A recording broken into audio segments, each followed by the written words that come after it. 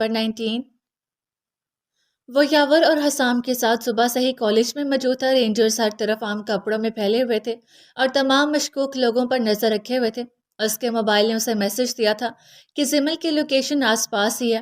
یقیناً وہ اس کے منع کرنے کے باوجود کالج آئی تھی اور اسی چیز نے اسے غصہ دلایا تھا۔ اسے دور سے ہی زمل کو اپنی دوستوں کے ساتھ دیکھا تھا جو آڈیٹوریم جانے کی بات کر رہی تھی۔ اسے فوراً فون کر کے واپس جانے کا کہا تھا، مگر اس نے انسنی کر کے فون ہی بند کر دیا تھا۔ وہ بے بسی سے مٹھیاں بھینچ کر رہ گیا تھا۔ او شٹ، کیا ہوا؟ حسام نے پوچھا۔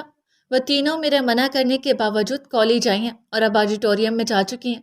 کاشف بتا رہا تھا کہ آکاش کے بندے کالج میں داخل ہو چکے ہیں۔ وہ پریشانی اور غصے سے بول رہا تھا۔ اللہ کی امان میں کچھ نہیں ہوگا، یاور نے اسے تسلی دینے والے انداز میں کہا تو اس نے سر ہلا کر اپنی پوزیشن سنبھالی۔ زمل کی سپیچ ختم ہونے کے بعد اس نے اسے دوبارہ فون کر کے وہاں سے جانے کا کہا تھا۔ بام ڈیفیوز ہو چکا تھا، وہ سب ایک بہت بڑے حادثے سے بچ گئے تھے، مگر کالج میں اب بھی فائرنگ چل رہی تھی۔ ایک بھگدڑ مچی ہوئی تھی۔ ایسے میں اس نے زمل کی جذباتی تقریریں سنی تھی جس نے اس کا دماغ گھما دیا تھا۔ پھر اس نے اس کو چیختے سنا تھا جب دہشت گرد کلاس میں ان تینوں کو گھیرے کھڑے تھے۔ وہ لمحہ اس کے لیے سہانے روح تھا۔ اگر اسے ذرا سی بھی دیر ہو جاتی تو اس خیال نے ہی اس کی روح ہلا دی تھی۔ وہ زمل کو کھینچتا ہوا اسے اپنے ساتھ لے آیا تھا۔ اسے آج اسے سب کچھ بتا دیا تھا۔ وہ ایک ایجنٹ تھا، برسوں سے اس کا محافظ بنا پھر رہا تھا۔ زمل نے اسے بتایا تھا کہ وہ سب کچھ پہلے سے جانتی تھی۔ وہ چونکا نہیں تھا، وہ اس کی بیوی تھی، وہ جانتا تھا وہ پہلے سے ہی سب جانتی ہے۔ اب کھیل ختم کرنے کا وقت تھا۔ بہت سالوں سے وہ چھپن چھپائی کھیل رہے تھے، آج ان کا شفاعت کا دن تھا۔ اسے بس ایک ہی سوال کیا تھا کہ تم میرے سامنے پہلے کیوں نہیں آئے؟ یوں چھپ کر میری حفاظت کیوں کرتے رہے؟ It's a secret to God you. اس نے بس یہ کہا تھا اور وہ چپ چاپ اسے دیکھتی رہی تھی۔ ہرمین اور زوبیا جان چکی تھی کہ یاور ہی اصل میں بحرام ہے۔ ان کی اپنی جنگ جاری تھی اور وہ حسب عادت کچھ الٹا بول کر غصہ میں اسے مزید سلگا گئی تھی۔ اسے اپنے ساتھ لے آیا تھا اور اسے اپنی ماضی کے بارے میں سب بتاتا کیا تھا۔ ارتضیٰ حیدر سے میجر ارتضیٰ بننے کے سفر میں اس نے بہت کچھ کھویا تھا۔ وہ اسے کھونا نہیں چاہتا تھا، وہ ڈر گیا تھا اسے کھونے سے۔ اب بھی تمہیں لگتا ہے کہ میں ہمیشہ ساتھ چھوڑ جاتا ہوں؟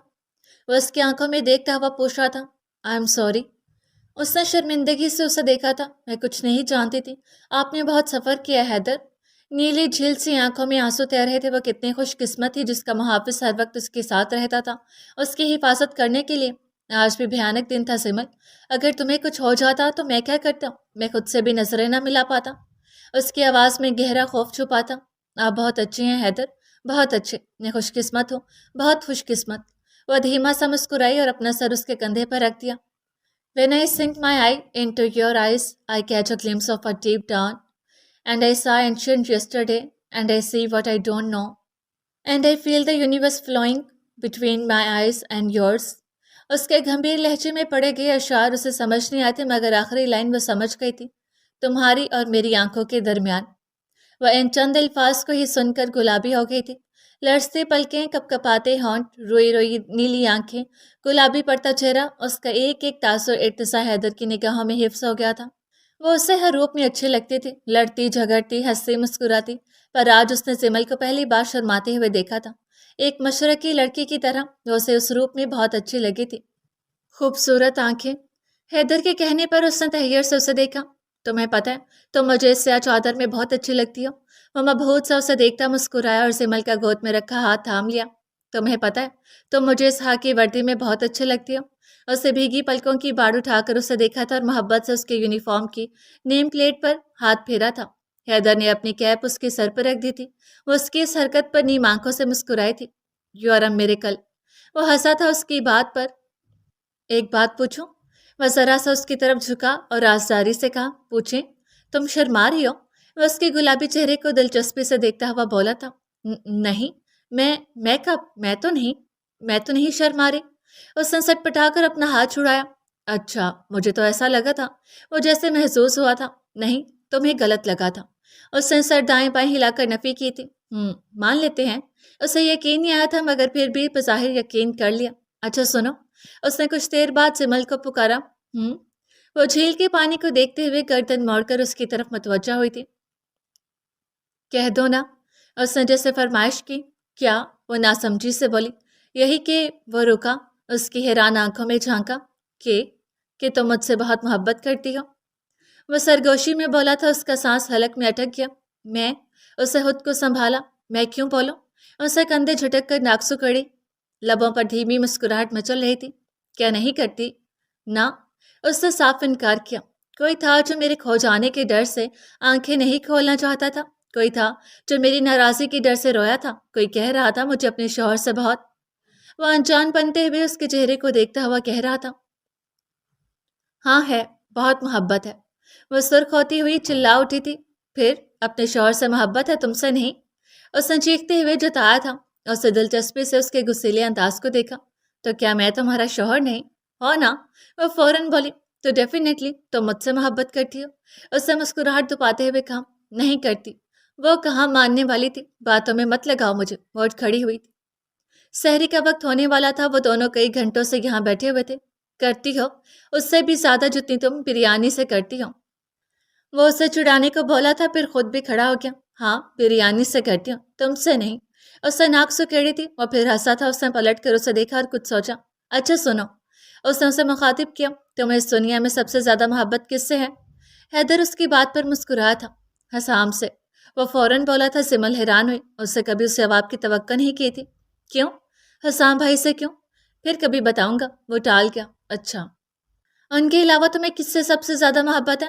حیدر اچانک ٹھہر سا گیا تھا اس کے سوال پر، بغور اسے دیکھا پھر مسکرایا۔ وہ سمجھ گیا تھا کہ وہ کیا جاننا چاہتی تھی۔ مسکراہٹ دبائے بظاہر سنجیدگی سے اسے دیکھتا وہ بولا تھا اور چلنا شروع کیا، مجھے اس دنیا میں سب سے زیادہ محبت 3 عورتوں سے ہے۔ اس کے ہم قدم ہوتی زمل کے قدم تھمے تھے۔ کیا 3 عورتوں سے؟ وہ چھمبے سے بولی۔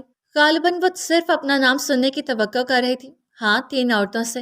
وہ دوبارہ سنجیدگی سے بولا تھا۔ کون ہے وہ؟ سمل کو ان 3 عورتوں سے سخت جلن محسوس ہوئی تھی۔ اس کا شوہر 3 لڑکیوں سے محبت کرتا ہے، یہی سوچ اس کا خون جلا گئی تھی۔ دنیا میں سب سے پہلی عورت میری ماں ہے، جن سے میں سب سے زیادہ محبت کرتا ہوں۔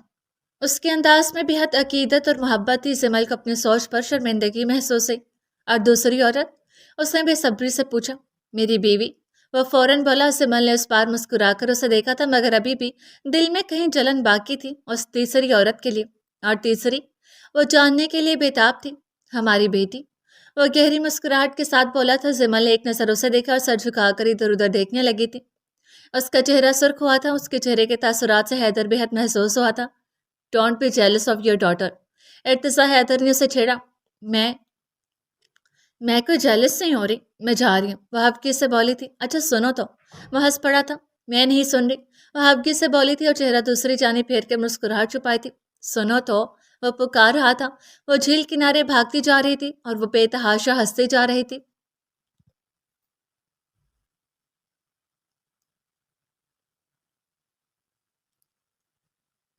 کیا مصیبت ہے؟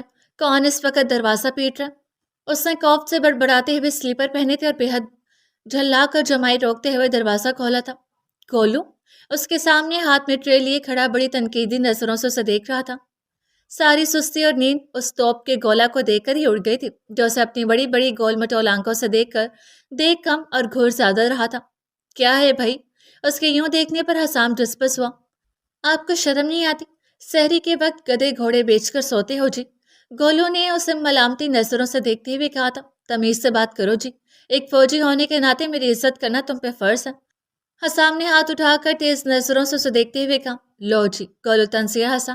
اس میں کون سی بڑی بات ہے جی؟ آپ کی شکل سے تو نہیں لگتا کہ آپ فوجی ہو جی۔ اپنی باجی کے برعکس وہ ذرا بھی اس سے متاثر نہیں ہوا تھا۔ کیوں جی؟ اس نے شوکڈ ہو کر آنکھیں پھیلائی تھیں۔ میں ایسا کیا کرتا کہ فوجی لگتا؟ حسام نے دانت پیس کر پوچھا۔ فوجی وقت کے بڑے پکے ہوتے ہیں جی، آپ تو یہاں نشیوں کی طرح پڑے سو رہے ہو جی۔ گولو نے ایک بار پھر اس کی بے عزتی کر دی تھی۔ میرا ابا نہ بن، حسام چڑھ کر بولا۔ ڈیڈ کیا کام تھے جو یہ گولا بھی نصیحتیں کرنا شروع ہو گیا تھا؟ خدا کا خوف کرو جی۔ گولو نے صدمے سے اسے دیکھا۔ میں آپ سے 25 سال تو چھوٹا ہی ہوں گا، میں کیسے آپ کا ابا ہو سکتا ہوں جی؟ غالباً وہ بھی حسام کی طرح اپنی ایج کے لیے بہت کانشیس تھا۔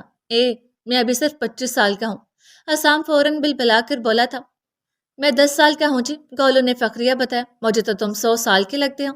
حسام جھک کر اسے دیکھتا ہوا بولا تھا۔ خود تو آپ 25 سال کے ہو کے بھی کنوارے پھرے ہو جی۔ اوف، یہ وار بہت کاری تھا، चल लोए, खुद जैसे तेरी 3 शादियां हो चुकी हैं, हसाम से बर्दाश्त नहीं हुआ था। मेरी उम्र नहीं है जी, पर आपकी उम्र निकल गई है।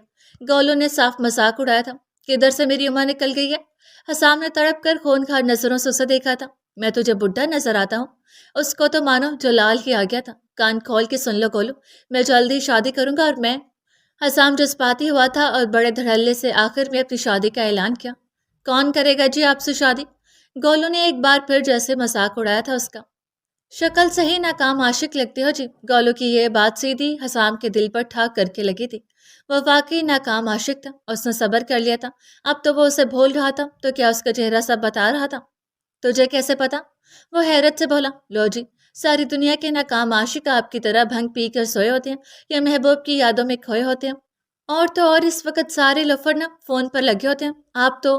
गोलू सरगोशी में बोलता उसे सख्त जहर लग रहा था।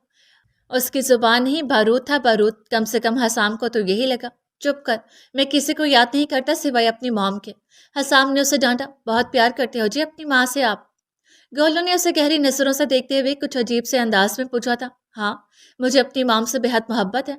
उसे गोलू के अंदाज पर गौर किए बिना कहा था। उनके बगैर रहना बहुत मुश्किल है गोलू, बहुत मुश्किल। वो बड़ी बेबसी से बोला था। मेरी मॉम मेरे लिए क्या है मैं तुम्हें लफ्जों में नहीं बता सकता। उसकी आंखों में एक अजीब सी चमक और चेहरे पर गहरी मुस्कुराहट थी, अपनी माँ का जिक्र करते हुए। आप खुशकिस्मत हो जी। गोलू उदासी से मुस्कुराया। हाँ, तुम क्यों उदास हो गए? हसाम ने उसकी अफसरदा शक्ल देखकर पूछा। मेरी माँ नहीं है जी, मेरे अब्बू भी नहीं है। मैं और मेरी बाजी अपनी नानी के पास रहते हैं। गोलू ने उदास मुस्कुराहट के साथ बताया तो हसाम चुप हो गया। इतना छोटा बच्चा और अपने माँ बाप के बगैर रह रहा था। कमाल के ज़बत और हौसला था उस बच्चे में। गोलू, तुम्हें पता है तुम बहुत अच्छे और बहादुर बच्चे हो। मेजर हसाम पहली बार किसी से मुतासर हुआ है। हसाम ने उसके बाल मोहब्बत से बखेरते हुए कहा था।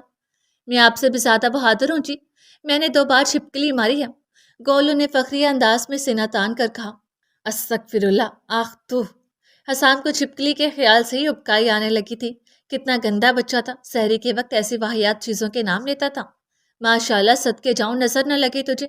इतनी बहादुरी पर तो तुझे तमगा बहादुरी जरूर मिलना चाहिए था। हसाम ने उसे तौसीफी नजरों से देखा तो उसने मजीद गर्दन अकड़ा ली। ये बाजी ने सहरी बनाकर भेजी है। एकदम ख्याल आने पर गोलू ने ट्रे उसकी तरफ बढ़ाई। अरे वाह! हसाम का चेहरा खिल उठा था मगर फिर किसी ख्याल के तहत बोला। लेकिन गोलू, अपनी बाजी से कहना ऐसे अच्छा नहीं लगता। इतना तकल्लुफ मत किया करें। वो कुछ तजब्जुब का शिकार हुआ। उसे अब अच्छा नहीं लगा था। कल उसने यूं ही मजाक में हंसा से कह दिया था, मगर वो शायद संजीदा हो गई थी। ऐसी बात ना करो जी। गोलू का छोटा सा दिल दुख गया। ये तो हमारा खलूस है। मेरी नानी ने खास तौर पर बाजी से कहा था कि आपके लिए सहरी बनाए। वो चेहरे पर अपनायत भरी मुस्कुराहट लिए कह रहा था। अब नानी कैसे जानती है मुझे? वो आंखें बड़ी करके हैरत से बोला। आपने मेरी बाजी की जान बचाई थी जी। हम सबको पता है, नानी तो आपके लिए इतनी दुआएं करती हैं। गोलू की बातों पर वो हैरान हो रहा था। ये ठीक था कि उससे मिस हंसा की ही नहीं और भी बहुत से स्टूडेंट्स की जान बचाई थी, मगर लाओ दो। हसाम ने उसके हाथ से ट्रे लेकर दरवाजे के साथ बड़े टेबल पर रखे थे। कल वाले बर्तन तो दे दो जी। गोलू ने उसे याद दिलाया। वो असल में ना मुझे धोने का याद नहीं रहा। मैं तुम्हें शाम में वापस कर दूंगा। वो सर खुजाता अटक अटक कर बोला था। मुबादा कहीं फिर सुस्ती का ताना न मिल जाए। अच्छा ठीक है, मैं चलता हूँ जी। खिलाफ तवक्का गोलू ने कोई ताना नहीं दिया था। सुनो गोलू। हसाम ने उसे आवाज देकर रोका। यहाँ आओ। हसाम ने उसे बुलाया तो वो दौड़कर उसकी तरफ आया। हसाम ने पंजों के बल बैठकर उसे गले से लगा लिया। तुम्हें पता है तुम बहुत बहादुर बच्चे हो। अपने अम्मी अब्बू के लिए दुआ किया करो और अपनी बहन का सहारा बनना। तुम बिल्कुल मेरे जैसे हो। मुझसे एक वादा करोगे? हसाम की नम आवाज सुनकर गोलू ने भीगी आंखों से उसे देखा था। यकीनन उसे पहली बार कोई ऐसा मिला था जिसने उसे इतनी मोहब्बत से गले लगाया था। वो तो था ही मासूम बच्चा, मोहब्बत को तरसा हुआ। कैसा वादा? गीली आवाज में उसने पूछा था। मेरा कोई बहन भाई नहीं है ना? मलाल भरे अंदाज में हसाम ने कहा था। तो अगर मैं शहीद हो जाऊं तो मेरी मम्मी के पास चले जाया करना कभी कभी। वो यूं कह रहा था जैसे उसे आने वाले वक्त के बारे में मालूम हो। वो बहुत अकेली होती है। हसाम उसके दोनों हाथ पकड़े नम आवाज में बोला था। उसकी आंखों में नमी चमक रही थी। ऐसी बातें ना करो हसाम भाई, ऐसे ना कहो। गोलू भीगी हुई आवाज में तड़प कर बोला था। उदास मत हो यार। एक गहरी सांस लेकर हसाम मुस्कुराया। मुझसे वादा करो। हसाम ने दोबारा से कहा तो उससे इस बात में सर हिला दिया। मैं वादा करता हूँ हसाम भाई। उसने हसाम के हाथ में अपना हाथ देकर वादा किया था। وہ گھر آ کر سیدھی اپنے کمرے میں چلی گئی تھی۔ سحری کے بعد اسے نیند نہیں آئی تھی۔ نیند آتی بھی کیسے، کل کتنا ہولناک دن تھا، انکشافات سے بھرپور دن۔ حیدر کہہ رہا تھا کہ سر بہرام یاور پئی ہیں۔ احمد انکل کی ڈیتھ کے وقت ہرمین کا نکاح سر بہرام سے ہوا تھا، تو ڈیفینیٹلی ہرمین زوبیہ کی بھابھی ہے اور زوبیہ میری ہونے والی بھابھی ہے۔ وہ بالوں کی لٹ انگلی پر لپیٹتے ہوئے سوچ رہی تھی۔ امی کہہ رہی تھی کہ یاور بھائی ہرمین کو اپنے گھر چھوڑ کے، اسے تھوڑی دیر پہلے امی نے بتایا تھا۔ اف، یقین نہیں آتا، یوں لگتا ہے میں خواب دیکھ رہی ہوں۔ اس نے چہرے پر دونوں ہاتھ رکھ لیے تھے۔ وہ ہر وقت ہی میرے ساتھ رہتا تھا۔ جب بھی مجھے محسوس ہوتا تھا کہ کوئی مجھے دیکھ رہا ہے، مگر میں اپنا وہم سمجھ کر نظر انداز کر دیتی تھی۔ اسے اپنے سر پر ہاتھ مارا، پھر ہنسی۔ وہ بہت اچھا ہے، بہت اچھا۔ وہ بچپن میں بھی ہمیشہ اپنا وعدہ پورا کیا کرتا تھا، اور بڑے ہو کر اس کی یہ عادت مزید پختہ ہوگی۔ اس نے مجھ سے کیا اپنا ہر وعدہ نبھایا۔ اس نے اعتراف کر لیا تھا کہ اس کی اچھائی کا۔ اور پتہ ہے حیدر، زمل نے صرف تم سے محبت کی تھی، صرف تم سے، اتنی محبت جتنی کر سکتی تھی۔ خدا کے بعد اگر کسی سے محبت کی تھی تو وہ تم تھے ارتضیٰ حیدر۔ تم میرے سامنے نہ آتے تو شاید میں یوں ہی تمہارے نام پر تمہارے انتظار میں بیٹھ کر ساری زندگی گزار دیتی۔ وہ اپنے ہاتھوں کی لکیروں میں کچھ تلاش کرتے ہوئے تصور میں اس سے مخاطب تھی۔ میں جانتی ہوں تم میری آخری شرط بھی پوری کرو گے۔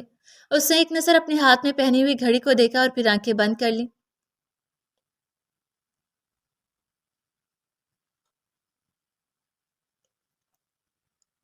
مصطفیٰ، ضد مت کرو، ابھی تمہیں ڈسچارج نہیں کر سکتے۔ سومیا نے اسے جھٹکا۔ آج اسے تیسرا دن تھا ہاسپٹل میں اور وہ ڈسچارج ہونے کی ضد کر رہا تھا۔ ڈاکٹرز کے مطابق وہ پہلے سے بہت بہتر تھا، لیکن کمزوری اب بھی باقی تھی۔ سومیا اسے ابھی ڈسچارج نہیں کروانا چاہتی تھی۔ وہ چاہتی تھی کہ ہاسپٹل میں اس کی اچھی دیکھ بھال کی جائے، مگر وہ چڑ گیا تھا اور بھرپور بیزار نظر آ رہا تھا۔ ممی، میں بالکل ٹھیک ہوں، آپ کیوں مجھے مریض بنا رہی ہیں؟ پلیز مجھے گھر جانا ہے۔ وہ منتوں پر اتر ہے۔ مصطفیٰ، میں نے کہا نا۔ وہ اسے ڈانٹنے لگی تھی جب کوئی دروازہ کھول کر اندر داخل ہوا۔ بگ برو، کیا کر رہے ہیں آپ؟ بھی نہ چھوٹے بچے بن کر آنٹی کو تنگ کرتے ہیں۔ It's not good. Hussam Mustafa کے کندھے پر ہاتھ مارتا ہوا بولا تھا۔ مصطفیٰ نے اسے غصیلی نظروں سے دیکھا، جس پر اس نے فوراً ہونٹوں کو گول کر کے سوری کی شکل دی۔ اور نہیں تو کیا بیٹے، کب سے تنگ کیا ہوا؟ وہ سخت نالاں تھی۔ اگر ڈسچارج کروا بھی دیا تو یہ اپنا خیال نہیں رکھے گا، خدا نہ خواستہ پھر بے ہوش ہو کر گر پڑا تو۔ سومیا پریشانی اور جھنجھلاہٹ سے بول رہی تھی۔ تو خیال رکھنے والی لے آئے نا آنٹی۔ حسام نے حل پیش کیا تو مصطفیٰ نے اسے سراہتی نظروں سے دیکھا۔ پہلی بار کوئی عقل کی بات کی ہے تم نے۔ مصطفیٰ کے کہنے پر حسام نے گردن کو خم دے کر تعریف وصول کی۔ اب نہیں ہوتا ممی، فکر مت کریں، ابھی تو ہوش آیا ہے۔ وہ ملال بھرے انداز میں مسکرا کر بولا تو حسام نے مانی خیز نظروں سے اسے دیکھا۔ آئی سی، ہوش دلانے والی جو آ گئی ہے۔ حسام نے اسے تنگ کیا۔ آنٹی، آپ بگ برو کا رشتہ لے کر کب جا رہی ہیں؟ حسام نے یک دم سومیا سے پوچھا اور مصطفیٰ کی دلی مراد کو جیسے زبان دی تھی۔ میں تو نہیں جا رہی، وہ انجان بن کر بولی۔ ممی، وہ خفا ہوا۔ اچھا دیکھتے ہیں، ارتضیٰ کو آنے تو۔ صاف ظاہر تھا وہ اسے ٹال رہی تھی۔ بگ برو، پہلے یہ اپنا سوجا ہوا چہرہ تو ٹھیک کر لیں اور پھر جائیے گا رشتہ لے کر۔ حسام نے اسے مفت مشورہ دیا، جس پر اس نے کھا جانے والی نظروں سے اسے دیکھا۔ بہت ہو گیا حسام، اب نکلا تم، ورنہ میں شاہویز انکل کو شکایت کر دوں گا۔ مصطفیٰ نے اسے دھمکی دی تھی۔ تو ٹھیک ہے، پھر میں بھی یہ رشتہ نہیں ہونے دوں گا۔ حسام نے پکا ارادہ کر لیا تھا مصطفیٰ کو زچ کرنے کا۔ آنٹی، آپ کو کومل کی سٹوری پتہ ہے؟ حسام کی سنجیدہ انداز پر سومیا چونکی۔ ہاں بیٹا، ارتضیٰ نے بتایا تھا۔ اس نے اچھا نہیں کیا، میرے بیٹے کی زندگی کو برباد کر دیا۔ وہ افسردگی سے بولی۔ اور آپ کے اس معصوم بیٹے نے ایک لڑکی کو 3 سال سزا دی۔ حسام یہ بات بس سوچ ہی سکا تھا۔ کوئی بات نہیں آنٹی، آپ یہ فکر چھوڑیں، اس لڑکی کو تو میں اکیلا ہی دیکھ لوں گا۔ ارتضیٰ نے مجھے اس کی انفارمیشن دی تھی، میرے ذہن سے نکل گیا تھا بتانا، وہ ابراڈ چلی گئی ہے۔ حسام کے کہنے پر مصطفیٰ نے چونک کر اسے دیکھا۔ بیٹا، اللہ اسے پوچھے گا، چھوڑو اب۔ سومیا نے کندھے ڈھیلے چھوڑ کر گہری سانس بھری۔ تم بھی شادی کر لو اب، مصطفیٰ نے اچانک کہا تھا، اور اس کی بات پر حسام کو صبح گولو سے ہونے والی بحث یاد آئی تو ہنس پڑا۔ بگ برو، میری نوکری ہی میری بیوی ہے اور میرے بچے بھی، آپ جانتے ہیں نا، یہ میرا پروفیشن ہی پیشن ہے۔ میں کسی لڑکی کو اپنے ساتھ باندھ کر اس کی زندگی خراب نہیں کرنا چاہتا۔ ممی میرا انتظار کرتی ہیں اور میں ممی سے ملنے کا انتظار کرتا ہوں۔ یہ انتظار بہت تکلیف دہ ہوتا ہے، کم سے کم میں کسی لڑکی کی زندگی انتظار کی سولی پر نہیں اٹکانا چاہتا۔ وہ بڑی سنجیدگی سے بول رہا تھا۔ زندگی اور موت اللہ کے ہاتھ میں ہے اور شادی کرنا سنت ہے۔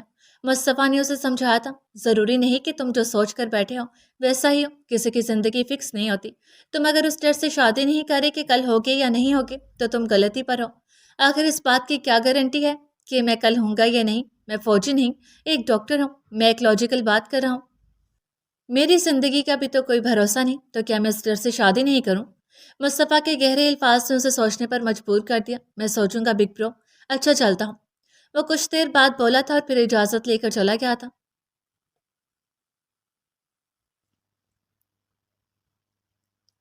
پانی ڈالو، کسی نے کرخت آواز میں کہا تھا اور ساتھ ہی ٹھنڈے پانی کی بالٹی اس کے منہ پر الٹ دی گئی تھی۔ پانی اتنا ٹھنڈا تھا کہ یکدم اس کے دانت کٹکھٹانے لگے تھے۔ کون کون ہے؟ کھولو مجھے! پھٹی پھٹی نظروں سے نیم اندھیرے میں دیکھنے کی کوشش کرتا وہ چیخ رہا تھا۔ اس کے سر پر ٹارچر لیمپ روشن ہوا تھا۔ اکھڑتے تنفس سے اس نے وحشت کے عالم میں چلانے کی کوشش کی تھی۔ اس کے حلق میں پیاس سے کانٹے چبھ رہے تھے۔ بھگوان کی قسم کھائی تھی کہ تجھے اور تیرے باپ کو برباد کر کے چھوڑوں گا۔ اس نے کسی کی وحشت ناک آواز سن کر جیسے چونک کر سامنے دیکھا تھا۔ اس کے سامنے 3 آدمی ماسک پہنے کھڑے تھے۔ میرے باپ نے کیا بگاڑا ہے تمہارا؟ وہ بمشکل بول رہا تھا۔ اس سے بولا نہیں جا رہا تھا، سانس سکڑا ہوا تھا۔ بھوک کی وجہ سے سر بھی چکرا رہا تھا اور سب دھندلا دھندلا نظر آ رہا تھا۔ تیرے باپ نے ہی تو سب بنا بنایا کھیل بگاڑا ہے ہمارا۔ ان میں سے ایک دراز قد آدمی نے اس کے چہرے پر مکہ مارتے ہوئے کہا تھا۔ نہیں، تم جھوٹ بول رہے ہو۔ دلاور نفی میں سر ہلا کر زور سے چیخا۔ چیخنے کی وجہ سے حلق میں خراشیں پڑ گئی تھی۔ جھوٹ؟ دوسرے شخص نے کہکا لگایا تھا۔ جھوٹ تو تیرے باپ نے بولا ہے ہم سے۔ فوج کو ہماری خبر دے دی۔ تیرے باپ کے آدمی نے کالج میں بم ڈیفیوز کر دیا، سب مٹی میں ملا دیا۔ آخر پر وہ اسے بالوں سے پکڑ کر جھنجھوڑتے ہوئے چنگھاڑا تھا۔ نہیں، میرا باپ تم لوگوں سے مخلص تھا۔ دلاور دبی دبی آواز میں گھرایا تھا۔ جو شخص اپنے دیش سے مخلص نہ ہو وہ کسی سے بھی مخلص نہیں ہوتا۔ تیرا باپ ایک غدار ہے اور تو ایک غدار کی اولاد ہے۔ اس کے الفاظ نے اس کی روح تک کو جھنجھوڑ دیا تھا۔ غدار؟ اس کے لب کب کپائے تھے۔ غدار کی اولاد؟ وہ بے یقینی سے خود سے بڑبڑایا تھا۔ ضمیر نے جیسے کوڑے لگانے شروع کیے تھے۔ نہیں ہوں میں غدار، نہیں ہوں میں غدار کی اولاد، مجھے جانے دو، مجھے جانے دو، میں کچھ نہیں جانتا۔ وہ یکدم ہی پھوٹ پھوٹ کر رو پڑا تھا۔ اس کے یوں رونے پر ان تینوں بھارتی ایجنٹس نے زبردست کہکا لگایا تھا۔ یہ تو بڑا کمزور دل نکلا، کہاں اس کا باپ اور کہاں یہ بکرے کا بچہ۔ آکاش نے کہکا لگاتے ہوئے استہزائیہ انداز میں کہا تھا۔ اسے کھانا دو، یہ زندہ چاہیے مجھے جب تک سبحان خان میرے ہاتھ نہیں لگتا۔ آکاش اپنے دونوں ساتھیوں سے کہہ کر باہر چلا گیا تھا۔ مجھے اپنے ماں باپ کی گناہوں کی سزا اس دنیا میں بھگتنی پڑے گی۔ دلاور نے بے حسی سے سوچا تھا، کاش آپ دونوں نے میری تربیت اچھی کی ہوتی، مجھے حیدر کی طرح ملک سے محبت کرنا سکھایا ہوتا تو آج مجھے یوں غدار ہونے کا تانا نہ ملتا۔ اس نے دھندلائی آنکھوں سے ٹارچر سیل کے تاریک کونے میں کراہتے ہوئے سوچا تھا۔ ہرمین اٹھو! زوبیا نے اسے بری طرح سے جھنجھوڑا تھا۔ کیا تکلیف ہے، سونے دو، وہ چٹک کر بولی تھی۔ اٹھ جاؤ ورنہ بھائی خود آ کر تمہیں اٹھائیں گے۔ زوبیا نے اسے ڈرانا چاہا تھا۔ تمہارے بھائی میں اتنی ہمت نہیں، وہ جھلا کر لاپرواہی سے بولی تھی اور دوبارہ کمبل چہرے پر ڈال کر سو گئی تھی۔ ہرمین، بھائی واپس جا رہے ہیں ڈیوٹی پر، تم سے ملنا چاہتے ہیں۔ زوبیا نے اسے اٹھانے کی آخری کوشش کی تھی۔ میری طرف سے بھاڑ میں جائے، مجھے سونے دو۔ وہ اس کے بھائی پر لعنت بھیج کر دوبارہ کروٹ بدل کر سو گئی۔ تمہیں شرم نہیں آتی میرے بھائی کے بارے میں ایسا کہتے ہوئے؟ زوبیا نے صدمے سے اسے دیکھا جو ڈیٹ بن کر سو رہی تھی۔ تمہارے بھائی کو نہیں، اپنے شوہر کو کہا۔ اسے کمبل سے منہ باہر نکالے بغیر جواب دیا۔ میں بھائی کو بتاتی ہوں۔ زوبیا نے دھمکی دیتے ہوئے منہ پر ہاتھ پھیرا۔ اس سے پہلے کہ وہ باہر جاتی، یاور خود ہی اسے روم کے دروازے پر کھڑا مل گیا تھا۔ زوبیا نے جذبہ سو کر اسے دیکھا۔ یقیناً وہ ساری بکواس سن چکا تھا اپنی بیوی کی۔ زوبیا نے کچھ کہنا چاہا مگر یاور نے اسے آنکھوں سے چپ رہنے کا اشارہ کیا اور بیڈ کی طرف بڑھا۔ ہرمین اٹھ جاؤ بھائی! زوبیا نے اسے آنے والے خطرے سے خبردار کرنا چاہا تھا۔ کیا بھائی بھائی لگا رکھا ہے؟ وہ جھلائی تھی۔ ڈرتی نہیں ہوں میں تمہارے اس سڑیل بھائی سے، دیکھ لینا تمہیں اور تمہارے بھائی کو جہنم میں بھی جگہ نہیں ملے گی۔ ہر وقت میری نیند خراب کرتے ہو تم دونوں۔ وہ چڑھ کر کمبل کے اندر سے ہی بول رہی تھی۔ اچھا، نہیں ڈرتی تم مجھ سے؟ اس نے سنجیدگی سے پوچھا۔ نہ، بالکل نہیں، میں اس کھڑوس سے بالکل نہیں ڈرتی، اس سے بڑے دھڑلے سے صاف انکار کیا۔ زوبیا نے بھائی کو دیکھا جس کا چہرہ غصے کی وجہ سے تپ رہا تھا۔ یاور نے ایک جھٹکے سے اس کے اوپر سے کمبل اتارا اور اس کے سر کے نیچے سے تکیا کھینچ کر سوئی ہوئی ہرمین کو ایک جھٹکے سے بازو سے پکڑ کر کھڑا کیا تھا۔ کون بدتمیز! وہ اس اچانک افتاد پر حواس باختہ ہو گئی تھی۔ نظریں سامنے اٹھی تو پھر مقابل کی سخت نظریں دیکھ کر اپنی کی گئی شاندار بکواس یاد آ گئی۔ یقیناً وہ سب کچھ سن چکا تھا، اس میں اتنی بھی ہمت نہیں تھی کہ نظریں اٹھا کر اسے دیکھتی۔ زوبیا نے اسے ایسے دیکھا جیسے کہہ رہی ہے، میں نے کہا تھا نا اٹھ جاؤ۔ آ آ آپ؟ اس کی زبان لڑکھڑا گئی تھی۔ جی میں۔ اس نے سنجیدگی سے اسے دیکھا۔ ملکہ عالیہ، آپ کے پاس وقت ہو تو غلام کچھ عرض کرنا چاہتے ہیں، اجازت ہے؟ وہ بڑی سنجیدگی سے طنزیہ بولا تھا۔ غلام کو اجازت دی جاتی ہے۔ حرمین کے لبوں سے اچانک پھسلا۔ مقابل کی شعلہ بار آنکھیں دیکھ کر اس نے فوراً زبان تانتوں تلے دبائی تھی۔ میں چلتی ہوں حرمین، بیسٹ آف لک۔ زوبیا دامن بچا کر نکل گئی تھی۔ غدار! حرمین نے اس کی چالاکی پر اسے کوسا تھا۔ یہ کیا حرکت ہے؟ یاور نے اس کے بازو کو دوبارہ جھٹکا دیا تو وہ ہوش کی دنیا میں آئی۔ کون سی حرکت؟ وہ ناسمجھی سے بولی تھی اور آنکھیں بڑی کر کے اسے دیکھا۔ وقت دیکھا ہے؟ یاور کے ماتھے پر شکنیں پڑی تھی۔ جی 12 بج رہے ہیں۔ اس نے غور سے یاور کی شکل دیکھتے ہوئے کہا۔ Shut up! اسے غصہ آیا تھا۔ 1 بج چلا ہے۔ وال کلاک کی طرف اشارہ کرتے ہوئے اس نے حرمین کو شرم دلانے والی نظروں سے دیکھا تھا۔ اس میں میرا کیا قصور ہے؟ وہ معصومیت سے بولی تھی۔ ہاں، اب 1 بج رہا تھا تو اس میں اس کا تو کوئی قصور نہیں تھا۔ گھڑی کا قصور تھا نا؟ پورا دن سونے کے لیے نہیں ہوتا، یاور نے تحمل سے کہا۔ ہر وقت لیکچر دینے کے لیے بھی نہیں ہوتا سر، وہ برا مان کر بولی تھی۔ لیکچر ان کو دیا جاتا ہے جن کو سمجھ بھی آئے، یاور نے جتایا۔ تو جب آپ کو پتہ ہے کہ مجھے سمجھ نہیں آتی تو اپنا وقت کیوں ضائع کرتے ہیں؟ اسے بھی غصہ آیا تھا۔ حرمین، مجھے سختی سے پیش آنے پر مجبور مت کرو، وہ بڑے تحمل سے بول رہا تھا۔ اچھا، حرمین نے بھویں اٹھائی تھی۔ پہلے آپ جیسے پیار سے بات کرتے ہیں۔ وہ اسے ناراض نظروں سے دیکھتے ہوئے بولی تھی۔ تمہاری حرکتیں ہی ایسی ہیں۔ مجھے یہ بتاؤ، بکس کھول کر دیکھی ہیں کبھی؟ وہ اسے سخت نظروں سے دیکھ رہا تھا۔ دیکھی ہیں، بکس کو دیکھتے ہی آپ کی طرح کی شکل بن جاتی ہے۔ 12 بج جاتے ہیں۔ وہ منہ بنا کر بولی تھی۔ یہ لڑکی آج یاور کے صبر کا امتحان لینے پر تلی ہوئی تھی۔ میں واپس جا رہا ہوں ڈیوٹی پر۔ یاور نے اس سے بحث کرنے کی بجائے وہ بات کی جس کے لیے وہ آیا تھا۔ اچھا، خدا حافظ، دھیان سے چاہیے گا، میں تب تک سو جاتی ہوں۔ وہ خوشی سے بولتی اپنا ہاتھ چھڑوا کر بیڈ کی طرف بڑھی ہی تھی کہ یاور نے اس کی کلائی کو جھٹکا دیا تھا۔ وہ گرتے گرتے بچی تھی اور اس کے کندھے سے جا لگی، پھر ہوش میں آنے پر اچانک پیچھے ہٹی۔ میں ہمیشہ کے لیے نہیں جا رہا، اس نے غصے سے اسے دیکھتے ہوئے جتایا تھا۔ جلد واپس آ جاؤں گا۔ ایک میری بات کان کھول کر سن لو، میری غیر موجودگی میں اگر تم سارا دن سوئی تو پھر دیکھنا زوبیا کو کال کر کے پوچھتا رہوں گا کہ تم نے اسٹڈی کی ہے کہ نہیں۔ وہ انگلی اٹھا کر اسے تنبیہ کرنا نہیں بھولا تھا۔ اوکے، میں پڑھ لوں گی، اس نے اچھے بچوں کی طرح فٹ سے سر ہلا کر کہا۔ ممی کے ساتھ ٹائم سپینڈ کرنا، اور کالج بند ہو چکا ہے، میرے خیال سے عید کے بعد کھلے گا۔ تب تک گھر میں رہو، کہیں جانا ہو تو ڈرائیور یا زوبیا کے ساتھ جانا، اکیلے کہیں نہیں جانا۔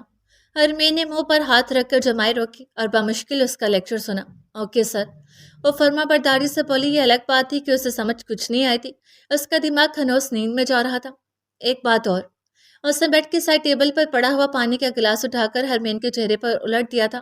وہ حیران پریشان صدمہ سے اسے دیکھنے لگی تھی، آنکھیں پوری طرح کھل چکی تھی۔ میرا نام یاور ہے، تو مجھے سر نہیں یاور کہو گی۔ اس کی شکوہ کنہ نظروں کو نظر انداز کرتے ہوئے وہ کہہ رہا تھا۔ اوکے سر، وہ مری مری آواز میں بولی تھی۔ سر، یاور نے اسے کڑی نظروں سے دیکھا جو بوکھلا گئی تھی۔ نہیں، میرا مطلب ہے یاور۔ وہ اس کے غصے سے خائف ہوتی کچھ جذبس ہو کر جلدی سے بولی تھی۔ کیا کہا؟ وہ ناسمجھی سے بولا۔ جی، اس نے اپنی آنکھوں کو پھیلا کر اسے دیکھا تھا۔ پھر سے لو۔ کیا میرا نام؟ میں آپ کا نام کیسے لے سکتی ہوں سر؟ وہ گڑبڑائی تھی۔ جیسے ابھی لیا، یاور نے جتایا۔ بولو تو صحیح۔ اب وہ اصرار کر رہا تھا۔ یاور، حرمین آنکھیں بند کر کے بولی تھی۔ اس نے اس پل یاور کے لبوں پر وہ مسکراہٹ نہیں دیکھی تھی جو لمحے میں ابھر کر معدوم ہوئی تھی۔ مجھے اپنا نام آج سے پہلے کبھی اتنا اچھا نہیں لگا، وہ سرشاری سے بولا تو حرمین نچلا لب دانتوں میں دبائے ہلکا سا مسکرائی تھی۔ اور ہاں، یاور نے اس بار کچھ سنجیدگی سے اسے دیکھا۔ یہ تم موم سے کیا کہہ رہی تھی کہ تم یہاں سے چلی جاؤ گی؟ وہ اسے گزشتہ شام کا حوالہ دے رہا تھا۔ حرمین نے چونک کر اسے دیکھا تھا۔ وہ میں، یاور نے ہاتھ بڑھا کر اسے بولنے سے روکا۔ یہ میرا گھر ہے اور اس پر تمہارا پورا حق ہے، تمہیں اب یہی رہنا ہے، ہمیشہ میرے ساتھ۔ حرمین کا ہاتھ ہولے سے اپنے ہاتھ کی گرفت میں لیتے ہوئے اسے نرمی سے دبایا تھا۔ مجھے لگا شاید آپ کی موم کو میرا آنا۔ یاور نے اس کی بات کاٹی۔ دنیا میں کسی بھی انسان کو تمہارا وجود اچھا لگے یا نہ لگے، تمہیں اس سے کوئی سروکار نہیں ہونا چاہیے، اور جو گھر تمہارے شوہر کی ملکیت ہے تمہیں اس سے کوئی نہیں نکال سکتا۔ تم خود بھی وہاں سے جانے کی بات نہیں کرو گی، صرف اس وجہ سے کہ کسی کو برا لگے گا۔ اپنی پوزیشن سمجھو حرمین، تم میری بیوی ہو اور اب یہ تمہارا گھر ہے۔ اور اسے نرمی سے سمجھایا تھا، پھر اسے آہستگی سے اس کا ہاتھ چھوڑ دیا تھا، ورنہ میں آنکھوں سے اسے دیکھتی رہی تھی۔ میں چلتا ہوں اب۔ وہ چند قدم پیچھے ہوا تھا اور ہاتھ ہلایا، جلدی آئیے گا۔ حرمین نے ہاتھ ہلاتے ہوئے کہا تھا، اور اپنا خیال رکھیے گا۔ یاور اس کے قدم تھمے تھے، پھر اس کے چہرے پر مسکراہٹ آئی تھی۔ میں جلد آؤں گا۔ اس نے گہری نگاہ سے اسے دیکھا تھا، پھر پلٹ گیا تھا۔ وہ چوکھٹ پر کھڑی اسے جاتا دیکھتی رہی تھی۔ اس وقت تم نے ہمیں یہاں کیوں بلایا؟ حسام نے بے حد جھنجھلا کر پوچھا تھا۔ تمہاری شادی کا مینیو ڈسکس کرنے کے لیے، ارتضیٰ نے دانت پیس کر کہا۔ Oh major Irtaza, you are so sweet. Hussam کی جیسے باچھیں کھل گئیں۔ کب ہے میری شادی؟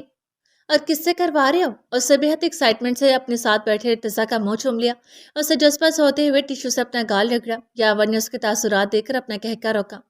What is this naan sense behaviour? Irtaza دبی دبی آواز میں گرایا تھا۔ یہ تو میرا پیار ہے تیرے لیے میری جان، اپنے بھائی کی شادی کروا رہے تو۔ حسام نے دانت نکالے تھے۔ شٹ اپ، ارتضیٰ نے اسے ڈانٹا۔ ہم یہاں ایک اہم بات کرنے کے لیے جمع ہوئے اور تمہیں مذاق سوچ رہا ہے۔ اس نے کچھ سخت نظروں سے اسے دیکھا تھا۔ دیکھ لینا، ایک دن تم مجھے یاد کرو گے۔ حسام نے بڑی سنجیدگی سے کہا تھا۔ رو گے تم لوگ ایک دن میرے لیے؟ اس کا انداز عجیب تھا۔ میں اچھا نہیں لگتا نا تم لوگوں کو بولتا ہوا؟ حسام کی بات ان دونوں کو بری طرح سے جذباتی کر دیا تھا۔ آئی ایم سوری حسام، میرا وہ مطلب نہیں تھا، میں بس کام کے وقت۔ ارتضیٰ فوراً شرمندہ ہوا تھا۔ او یس، یہی تو میں چاہتا تھا۔ حسام اچانک ہی چیخا تھا اور موبائل ان دونوں کی نظروں کے سامنے کیا۔ یہ ابھی حسام نے ارتضیٰ کی ویڈیو بنائی تھی، سوری کہتے ہوئے کی۔ شاید ارتضیٰ نے زندگی میں پہلی بار اسے یوں جذباتی ہو کر سوری کہا تھا۔ بہت بے غیرت ہو تم حسام، بہت زیادہ۔ یاور نے اس کی گردن دبوچ لی تھی۔ چھوڑو نہ یاور، ابھی تو اس گدھے میجر نے میری شادی نہیں کروائی، اوپر سے میرا دل دکھا دیا۔ حسام نے دہائی دی اور ساتھ ہی معصوم شکل بنا کر ارتضیٰ کو دیکھا، جو ہاتھ کی مٹھی پر چہرہ رکھے اسے سنجیدہ نظروں سے دیکھ رہا تھا۔ تمہیں ذرا بھی کچھ تو خیال کرو، ہم پبلک پلیس میں بیٹھے ہیں۔ ارتضیٰ نے ان دونوں کو ڈانٹا۔ وہ تینوں اس وقت ایک کیفے میں بیٹھے ہوئے تھے، کونے والی میز پر۔ اچھا بھونک، کس لیے بلایا؟ حسام نے ہاتھ اس کے کندھے پر مارا اور پھیل کر کرسی پر بیٹھ گیا۔ ارتضیٰ نے سخت نظروں سے اسے گھورا تو وہ فوراً سے سیدھا ہوا تھا۔ سوری میجر، میرے منہ سے نکل گیا تھا۔ اپنی غلطی کا احساس ہونے پر وہ فوراً معذرت خواہ انداز میں بولا۔ ہم لوگ کامیابی کے بہت قریب ہیں، لیکن ابھی بھی کچھ مسنگ ہے۔ حسام، تم دلاور کے بارے میں کچھ جانتے ہو؟ ارتضیٰ نے گردن موڑ کر اس سے پوچھا تھا۔ ہاں، وہ اس منحوس آکاش کی قبضہ میں ہے، اس کی اچھی دھلائی ہو رہی ہے۔ جب تک صوبان خان ان ایجنٹس کے ہاتھ نہیں لگتا وہ اسے نہیں چھوڑیں گے۔ اور مزے کی بات یہ ہے کہ صوبان خان اس بات سے بے خبر ہے۔ اس نے دلاور کو بھاڑ میں بھیج دیا، اس کی طرف سے وہ جہنم میں جائے۔ حسام کی معلومات ہمیشہ اپ ٹو ڈیٹ رہتی تھی۔ اوہ نو، دلاور ان کے قبضے میں ہے؟ تم نے پہلے کیوں نہیں بتایا؟ ارتضیٰ اچانک پریشانی سے بولا تھا۔ کیوں، تم نے کیا کرنا تھا اس گھامڑ کا پوچھ کر؟ حسام نے ہاتھ جھلا کر کہا۔ ایڈیٹ، دلاور اپنے باپ کے سارے رازوں سے واقف ہے اور وہ اپنے باپ کے خلاف گواہ بن سکتے ہیں عدالت میں۔ وہ ایجنٹس کے قبضہ میں ہے تو وہ لوگ اسے نہیں چھوڑیں گے۔ اف، مجھے کیوں نہیں پتہ چل سکا؟ ارتضیٰ نے سر ہاتھوں میں گرا لیا۔ تم فکر مت کرو، ہم اسے ڈھونڈ نکالیں گے۔ فی الحال یہ سوچو کہ سام کو بل سے باہر کیسے نکالنا ہے۔ یاور نے سنجیدگی سے کہا۔ سام خود چل کر آئے گا، ہمیں اس کے بل تک جانے کی ضرورت نہیں۔ ارتضیٰ ریلیکس سا پیچھے ہو کر بیٹھ گیا تھا۔ چھی، کتنے گندے ہو تم لوگ، سانپ سانپ بولے جا رہے ہو۔ حسام نے برا سا منہ بنایا۔ یہ کوڈ ورڈنگ والی لینگویج ہے، یاور تب کر بولا۔ اتنی گندی؟